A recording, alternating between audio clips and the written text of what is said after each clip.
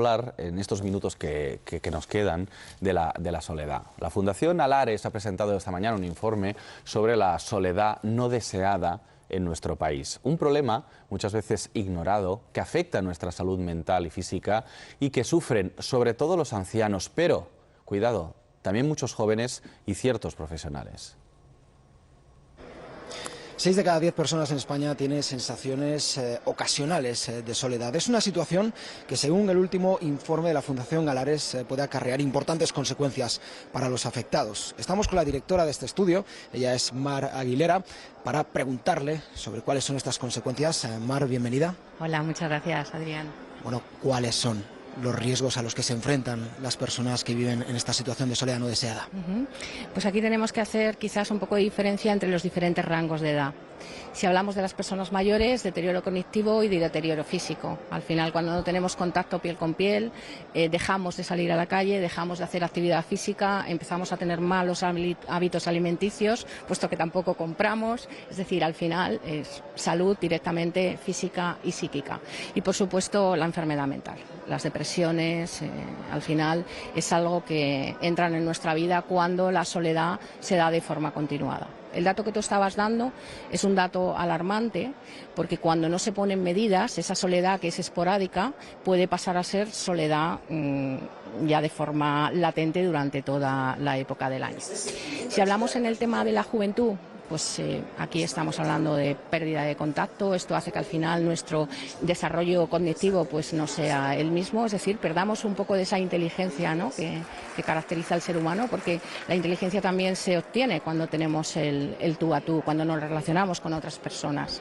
El exceso de la tecnología, que la tecnología es buenísima y ayuda muchísimo en las relaciones y en el conocimiento, pero cuando no se hace un uso debido, lo que produce es el efecto contrario. Y las personas jóvenes, el uso indebido a veces de la tecnología puede llevar también a cabo momentos de acoso y aislamiento. Mar, estamos hablando de que estamos en una época de hiperconectividad, incluso, como decías, mediante la tecnología, redes sociales. ¿Cómo puede ser que cada vez más personas se sientan solas, incluso estando acompañadas?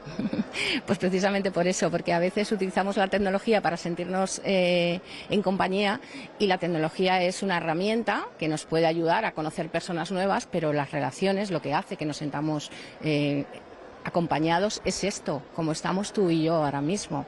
Cuando lo haces a través de las redes sociales, ni siquiera sabes si el perfil con el que estás hablando es un perfil real o es un perfil inventado. ¿A quién le cuentas tus problemas? Tú, cuando vas a alguien a contarle tu problema, tu alegría, lo que quieres es un abrazo, que comentaba antes nuestro presidente Cipri, ¿no? Tú quieres el abrazo para la tristeza, para la alegría. Eso a través de la red social, por mucho emoticono, por mucho que pongas abracito, no llega, ¿no? Somos personas que necesitamos la relación piel con piel. Es la característica del ser humano, no hay otra. La soledad no deseada suele vincularse normalmente a las personas más mayores, es cierto, pero también es verdad que hay muchos jóvenes, incluso algunos profesionales de éxito, hemos visto que también se sienten solos en algunos momentos. ¿Esto por qué ocurre? Bueno, pues ocurre un poco por esto, ¿no? Porque cada vez nos apartamos un poco más. Antes hablaba con una compañera vuestra que nuestra sociedad tiene un problema de fondo, y es que al final estamos motivando ese espaciamiento personal. Es decir, ¿qué hacemos? Los colegios dejan de tener, pues en muchos de ellos, el momento del recreo, porque se sale a las 2 de la tarde, con lo cual ya no se potencian esas relaciones.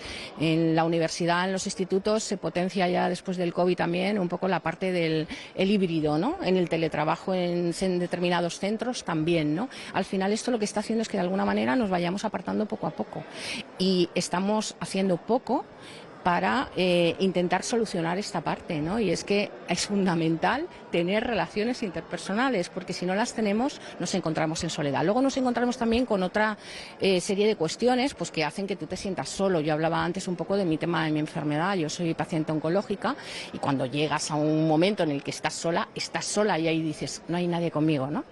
Esos son sentimientos de soledad que tienes de forma puntual, pero que en mi caso se solucionan porque cuando salgo tengo una red de contactos muy potente que es la que me da ese abrazo. Si no tuviese esa red de contactos potente, probablemente yo no estaría aquí hablando y ni mucho menos tendría sonrisa. Muy probablemente estuviese sumergida en mi enfermedad, con mi tristeza, con mi depresión. Y esto es lo que ocurre un poco en términos generales. Cuando hay la pérdida de un familiar, un ser querido, si no tienes esa red de contactos que te apoya y que te ayuda a tirar para adelante, como se dice, pues es que nos cuesta mucho y al final, pues como digo, la enfermedad mental está ahí, es un riesgo y hay que tenerlo en cuenta.